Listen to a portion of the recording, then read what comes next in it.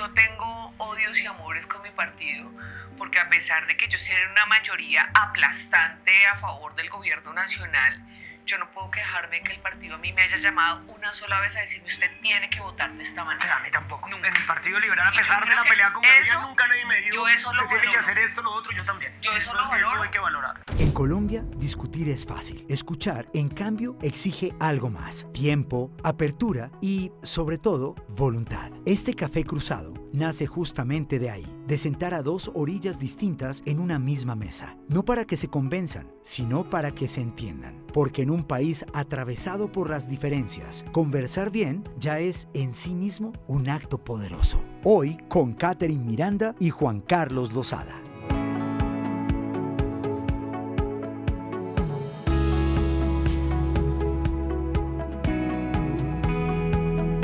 Creo que lo primero de lo que sería chévere hablar es como del momento del país, de un momento de extrema polarización en la política.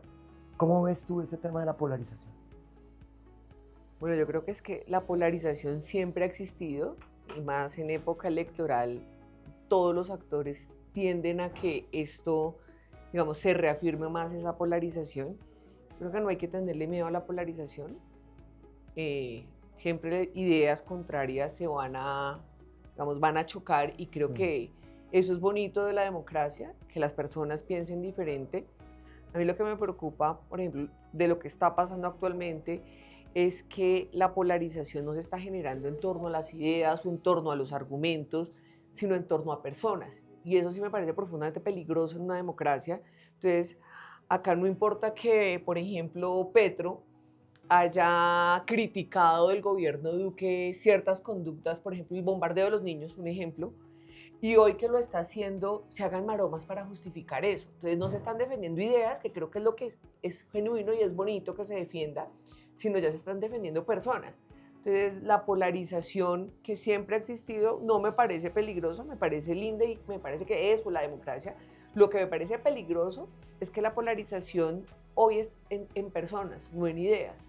Entonces, a mí eso sí me parece peligroso pues, digamos, de lo que estamos viviendo en este momento en Colombia. Sí, yo estaría de acuerdo en que hoy hay una política que gira muy en torno a los cultos de las personalidades, y esa parece ser un poco la política del futuro en el planeta, no es ni siquiera solamente en Colombia. Es decir, cuando uno ve a Milei o ve a Bukele o ve a Trump, desgraciadamente todos, digamos, tipos muy antiderechos, muy machistas, tipos que, digamos, de alguna manera han perdido el pudor y la vergüenza a la hora de ejercer su calidad de opinadores en una democracia. Y son, digamos que la política hoy está girando alrededor de esos cultos de la personalidad. Y creo que hay una diferencia, digamos, entre la polarización de otros tiempos, como por ejemplo la época, qué sé yo, de Gaitán versus Laureano Gómez, por ejemplo, donde las cosas eran tan fuertes, donde de todas maneras había una enorme violencia política, pero hoy las redes sociales han hecho que estemos permanentemente, si se quiere, haciendo una política de la emocionalidad y no de los argumentos. Yo con eso estoy de acuerdo, porque realmente los algoritmos de las redes sociales hoy premian las emociones de quien consume antes que su racionalidad. Y eso es terriblemente grave para una democracia, porque eso lo que quiere decir es que vamos a tender cada vez más a los showmans, ¿no? A Abelardo de la Espriella, por ejemplo, que no es otra cosa que un vil animador de tarima, si me permiten esa opinión. Pero la democracia, desgraciadamente, va a estar de alguna manera filtrada por esos algoritmos que permanentemente premian la emotividad antes que la racionalidad. Y la inmediatez, sobre todo, porque, digamos, a mí me parece doloroso para la democracia es ver cómo de los punteros que hay ahorita, o sea, por ejemplo, Cepeda es incapaz de subirse a una tarima sin un papel en la mano, es incapaz de ir a un debate. Abelardo hace lo propio. Entonces digo, un total irrespeto a la ciudadanía, al debate, a la discusión, a la argumentación.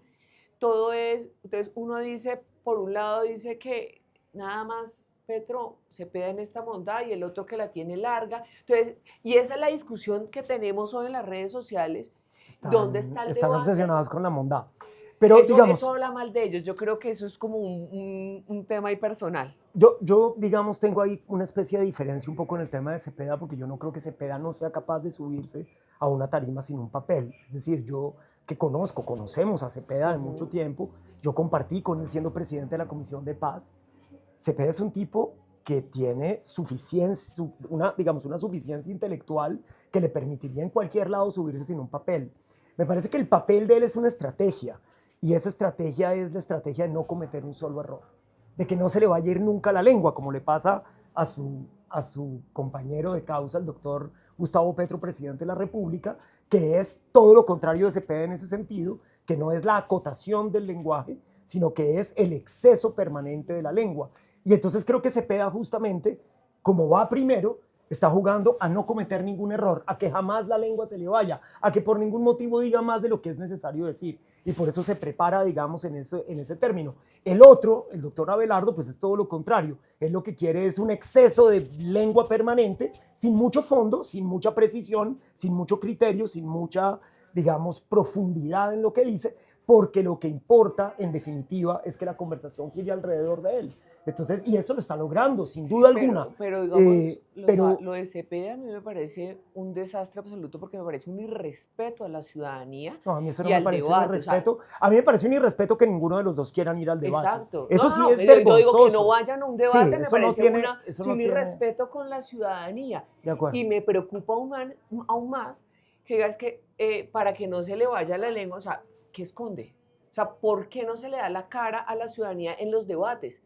O sea, yo sí creo que la ciudadanía merece una discusión a fondo y hacer esas preguntas incómodas me parece absolutamente fundamental.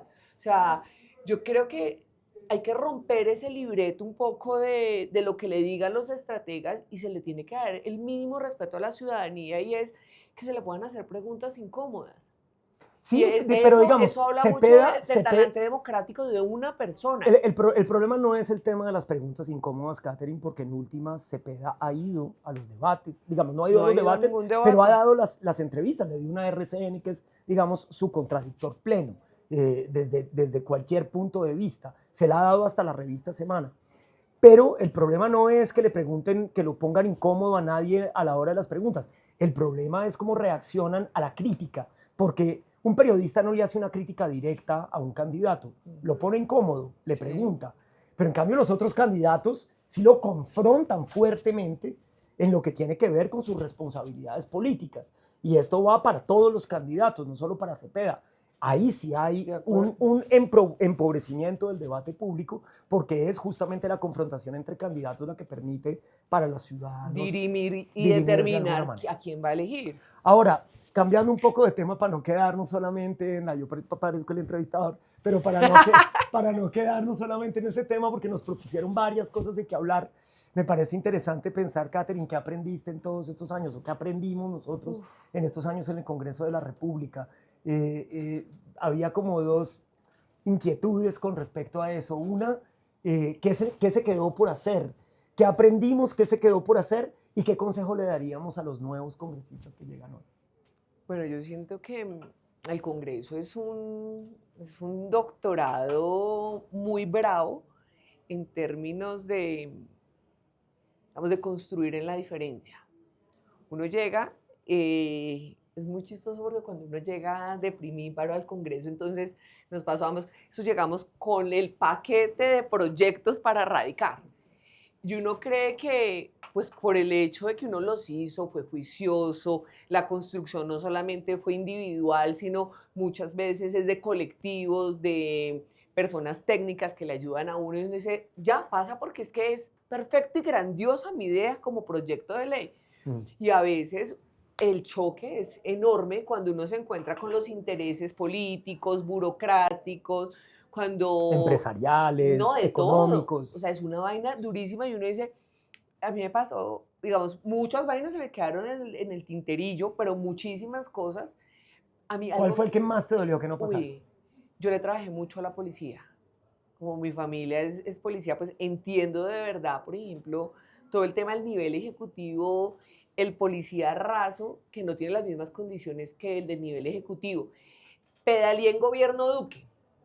En ese tiempo me apoyó la oposición, que era Petro senador y nuestros compañeros, para la nivelación salarial con la policía.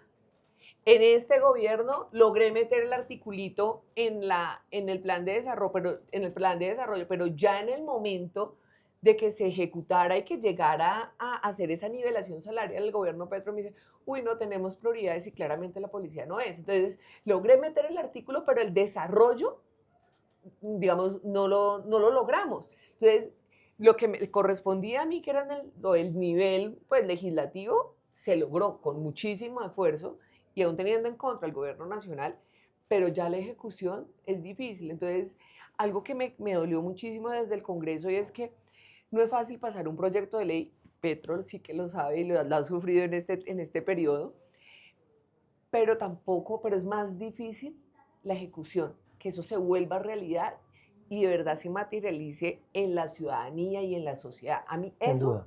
me dolió, porque digamos, a todo el mundo se le quedan proyectos de ley, pero lo más duro es lograr hacer su trabajo, porque lo logramos pasar y que no lo cumpla el gobierno. O sea, eso me dolió profundamente. ¿A ti qué? La cannabis. Por supuesto.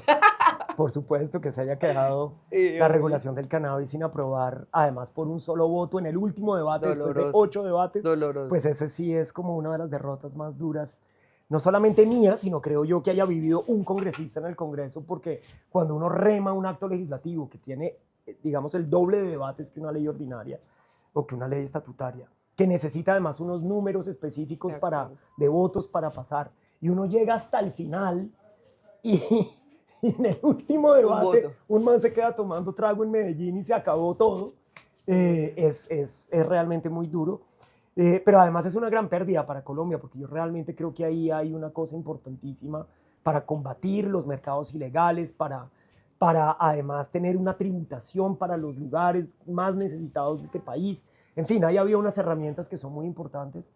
Ya veremos qué pasa en los próximos 4 años. Es posible que alguien lo logre y bueno, quedará escrito en la historia que yo fui el que empezó a dar lora con ese asunto. Pero también, ¿qué ley sacaste de la cual te sientas profundamente orgulloso? Uy, hay muchas. Es que yo nunca fui a presentar leyes de honores. Pero la consentida, o sea, tu hijo... No, 2. No puedo bajar a ninguna de las 2 en realidad, pero la prohibición de las corridas de toros, yo duré 10 años. De acuerdo. 10 años duré en esa pelea. Lloré como una Magdalena. Yo lo recuerdo. Y me fui del Congreso llorando y seguí llorando en mi casa. Lo recuerdo. Como un día muy emotivo para mí. Y la otra, que es una ley que hay que ver cómo terminamos de implementar de aquí al año 2030. Todavía tiene unos artículos que quedaron para el año 2030. Y es la ley de prohibición de plásticos de un solo uso.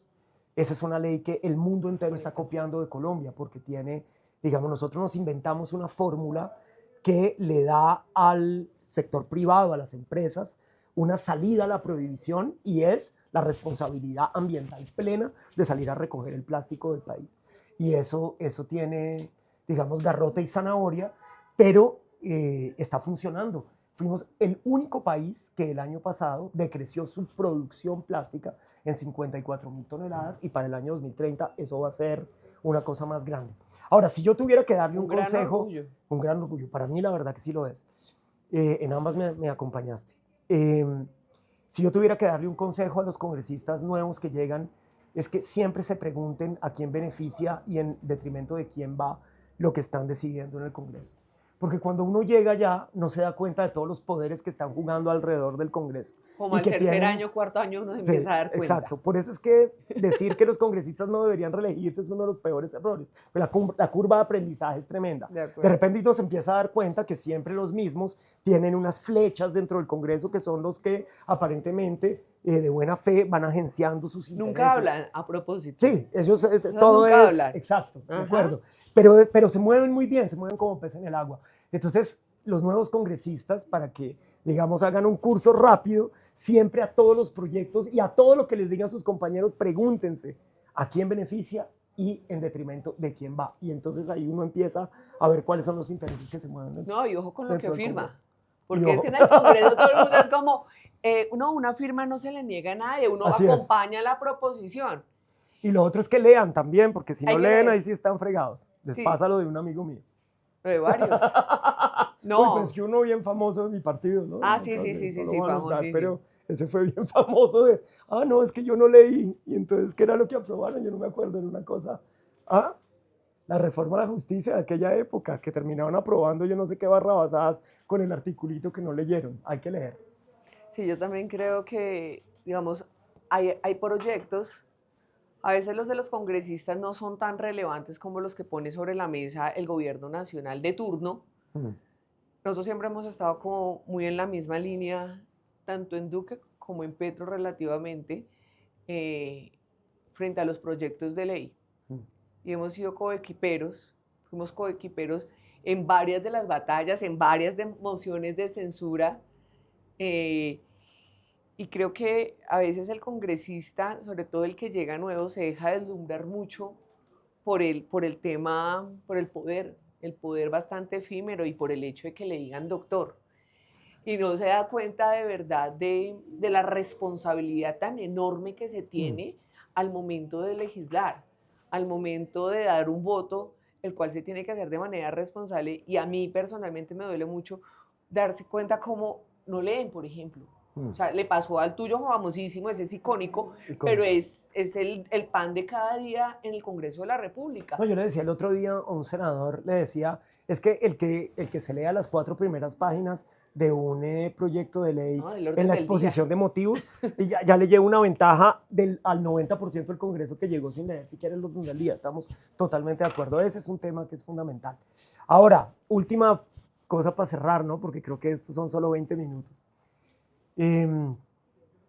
Nuestra relación con nuestros partidos políticos.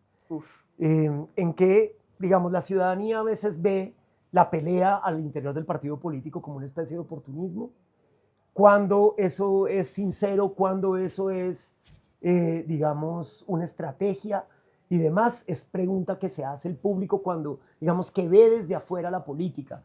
Yo, por ejemplo, puedo decir que mi pelea con César Gaviria ha sido una pelea genuina, que es genuina y que lleva 10 años y que yo no bajé los brazos nunca y no le amainé nunca la pelea con César Gaviria, porque para mí las formas en política importan. Yo no tengo ninguna pelea con el presidente Gaviria, digamos, en temas de fondo. Gaviria está de acuerdo conmigo en la regulación del cannabis. Gaviria, bueno, en algunas cosas de fondo puede ser más en los temas económicos o lo que sea, pero en los temas básicamente más liberales yo nunca tuve muchas controversias con Gaviria. Yo de hecho admiré que sacara la Constitución del 91 adelante, admiré la creación de la Fiscalía, de la Corte Constitucional, en fin, Gaviria hizo cosas buenas también. Mi pelea con Gaviria es las formas, la forma en que ejerce el poder. Al interior del partido. Sí, que él es un César, ¿no? Literalmente se llama César, y él ejerce como el César del Partido Liberal, y eso pues va en contra de una tradición liberal que es justamente la tradición del disenso al interior del partido, de la necesidad, así sea visceral, de tener que confrontar, si se quiere, casi que todo, no solamente las ideas, sino también los modos. Pero ustedes dos en medio, digamos, de esa guerra se quieren. Y pues, yo noto que se quieren. El presidente ya no me quiere mucho. Que sí te quiere. O sea, yo, por ejemplo, yo ¿Te dijo que me quiere? Mira, te digo una cosa, te voy a decir una cosa. No sé que me quiera mucho. Mientras algunos, por ejemplo, no les dieron la oportunidad de lanzarse, etcétera.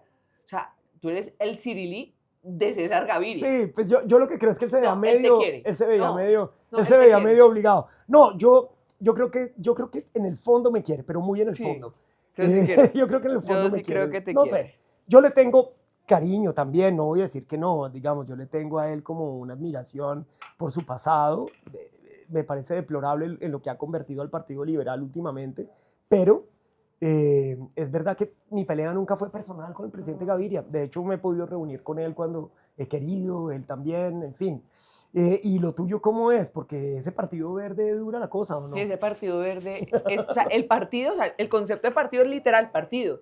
O sea, un partido que, o sea, para mí el partido creció, nació y se formó realmente es a raíz de Antanas Mou. Yo tengo odios y amores con mi partido, porque a pesar de que ellos tienen una mayoría aplastante a favor del gobierno nacional, yo no puedo quejarme que el partido a mí me haya llamado una sola vez a decirme usted tiene que votar de esta manera. O sea, a mí tampoco. Nunca. En el Partido Liberal, a pesar de la pelea con Gaviria, nunca nadie me dijo que tiene que hacer esto, lo otro, yo también. Yo eso lo valoro. Eso hay que valorar.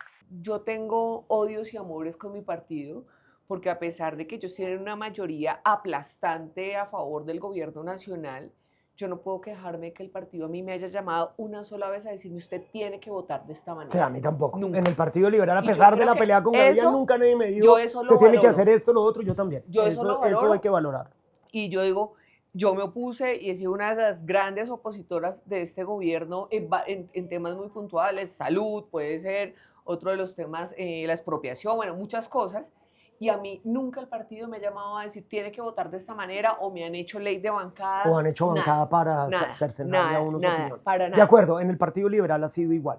Yo creo que en parte un poco por la debilidad de Gaviria en la bancada, pero la verdad es que en los 12 años, yo duré 3 periodos en el Congreso de la República, nunca el Partido Liberal me dijo, usted tiene que votar de esta forma o de otra.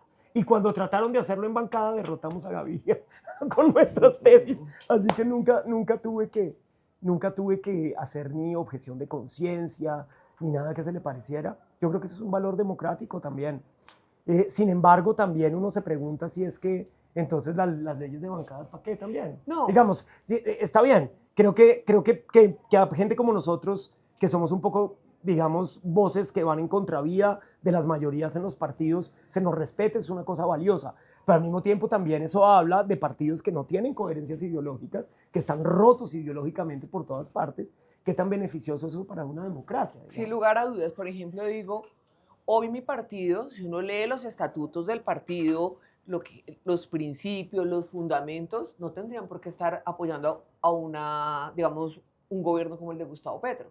No tendrían por qué, digamos, apoyarlo. En cambio el mío sí. En cambio, el tuyo sí. Porque nosotros somos un partido socialdemócrata. No, y nosotros, no, digamos, nosotros también, pero digamos, nosotros somos absolutamente respetuosos del tema de la Constitución, de el fin no justifica los medios. Y para nosotros, digamos, son postulados que el mismo Antanas escribió con puño y letra en el momento en que hicimos el Partido Alianza Verde, y hoy al ver tantos cuestionamientos, por ejemplo, con Gustavo Petro, uno dice, oiga, esto no es lo que nosotros supuestamente, las banderas que andamos como Partido Verde. Sin embargo, las mayorías son absolutamente aplastantes yo te hago una en mi pregunta, partido. yo te hago una pregunta de Realpolitik.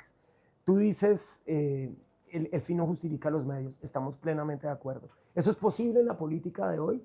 Es decir, no solamente Petro, uno mira para atrás y absolutamente todos han dicho cosas que después no han hecho o han terminado haciendo cosas, digamos, justamente porque no, digamos, contradiciendo esa vieja máxima del fin no justifica los medios.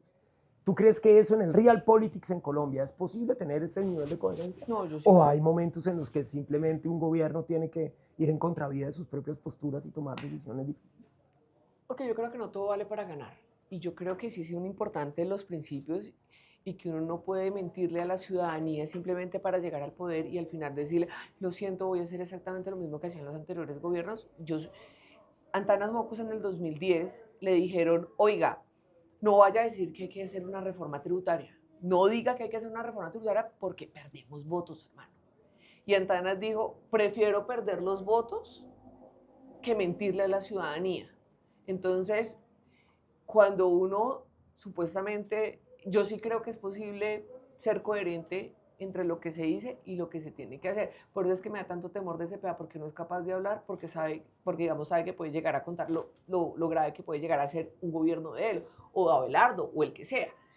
Entonces, yo sí creo que puede haber una coherencia y la espero, te voy a decir, 20.000 veces más coherente un Iván Duque, que lo que dijo que iba a hacer en campaña, lo hizo gobernando, que nosotros fuimos Pero bueno, oposición 100%. Iván Duque empezó su gobierno diciendo que no iba a tener una relación transnacional con el Congreso, y yo puedo decir de buena fe que el primer año y medio lo hizo, y por eso le fue tan mal en el Congreso, y después de eso, después de que cambió de ministro del Interior, hizo todo lo contrario de lo que había dicho que iba a hacer, y repartió la mermelada más brava que ha existido sobre la faz de la tierra, también dijo que iba parecida a la que ha entregado este paz, gobierno y otros, y qué sé yo. Sí, de acuerdo. Sí, pero Me parece más es en ambas aún. vías, es en la vía del fondo y de la forma. Tal cual, ¿no? Pero digamos, o sea, a lo que voy es que yo sí creo que se puede ser coherente. Yo sí creo que se puede cambiar la forma en que se dialoga con el Congreso de la República.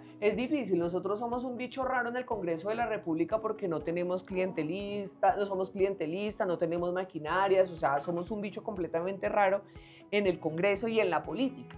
Sin embargo, siento que las discusiones que se han generado últimamente en el Congreso de la República en torno a las reformas que ha querido sacar Petro y que le ha sido imposible, no por falta de mermelada, porque mermelada han repartido, sino por falta de argumentos y consensos, se ha generado un nuevo ambiente en el Congreso donde es importante el argumento.